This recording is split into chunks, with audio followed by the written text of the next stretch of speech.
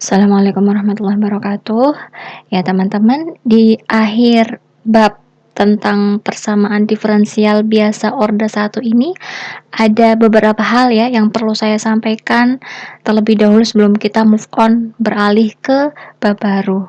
Ya, di antaranya di sini kita simpulkan dulu ya bahwa kita sudah mempelajari beberapa jenis penyelesaian PD orde 1 ya, yang sudah kita pelajari itu ada PD eksak, terus reduksi ke PD eksak, PD separabel, PD homogen, PD dengan koefisien fungsi linier, PD linier, dan PD Bernoulli. Nah, selanjutnya berkaitan dengan permasalahan yang ada tentang persamaan diferensial ya. Seringnya kondisi yang berkaitan dengan PD ya, persamaan diferensial itu permasalahan nyata ya, maksudnya yang nanti pemodelannya dengan PDB orde 1 ini terutama itu tidak disebutkan ini penyelesaiannya dengan PD eksak, ini penyelesaiannya dengan PD separabel. Nah, itu tidak.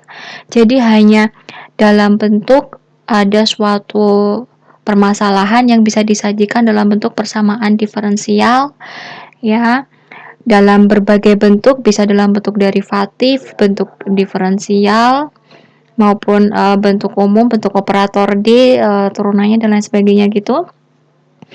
Nah, teman-teman saat mau menentukan solusinya, teman-teman itu harus menemukan sendiri ini menggunakan langkah penyelesaian yang mana gitu. Apakah PD eksak, PD separabel, PD homogen, dan lain sebagainya.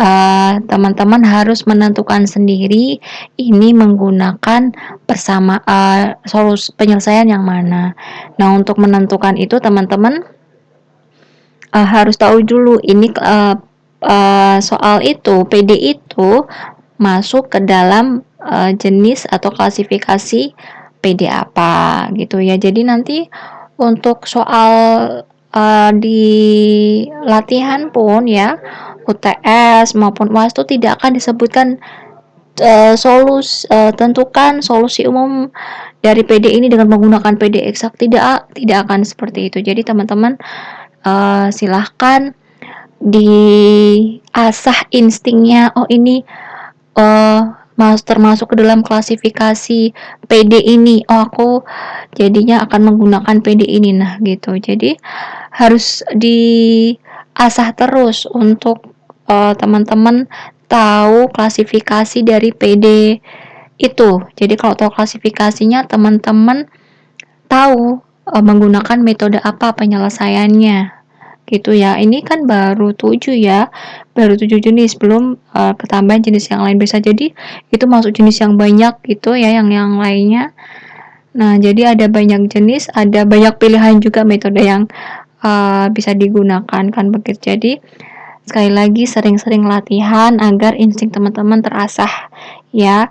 Dari sekali melihat, tahu ini PD eksak, sekali melihat tahu ini PD homogen, langsung tak coba pakai rumus apakah ini homogen atau tidak, ditentukan dulu gitu. Karena kalau tidak, teman-teman bisa melakukannya dengan cara ya meraba itu, mencoba-coba ya. Ada satu permasalahan persamaan diferensial, teman-teman coba satu-satu, dicari dulu, eksak apa enggak, enggak eksak, terus dicoba lagi, ini bisa direduksi enggak ke PD eksak, enggak bisa, lalu selanjutnya ini bisa diubah ke separabel apa enggak bisa. Nah, kalau enggak teman-teman perlu meraba-raba seperti itu, dicek satu persatu, tapi itu kan memakan waktu yang lama ya. Jadi itu tadi seringlah latihan. Dan selanjutnya perlu saya sampaikan bahwa di dalam satu soal itu, satu permasalahan tentang persamaan diferensial biasa orde 1 tidak selalu hanya bisa dikerjakan dengan satu cara. Ya, misal teman-teman bisa menyelesaikannya dengan PD eksak. Tapi jangan salah, bisa jadi dia juga bersifat separable ya. Dia bisa diselesaikan dengan PD separable. Nah, gitu. Jadi satu permasalahan itu, satu soal PD itu dia itu memenuhi karakteristik eksak iya, memenuhi karakteristik PD separable iya, memenuhi karakteristik PD dengan koefisien fungsi linear juga bisa ya. Jadi tidak ada uh, syarat yang menyatakan suatu PD itu harus cuma ada satu solusi cara penyelesaiannya, hanya memenuhi satu karakteristik PD ini, salah satu dari ketujuh PD ini. Tidak, jadi tidak ada aturan seperti itu ya.